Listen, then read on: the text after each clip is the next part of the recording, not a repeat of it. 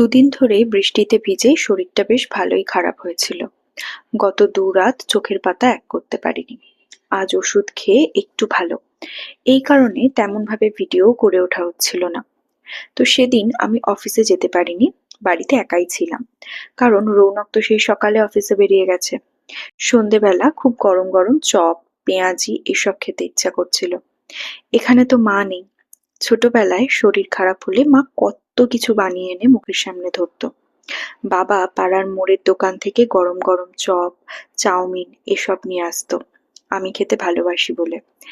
এখন সেসব বড্ড মিস করি। রৌনকের আজ ফিরতে একটু দেরি হবে। দুদিন ধরে ওই রান্না করছে। তাই আজ আমি ভাবলাম একটু ওর জন্য ডাল বানিয়ে রাখি। ভাতটা না হয় ও করে নেবে। কিছুটা তো কাজ এগিয়ে থাকবে।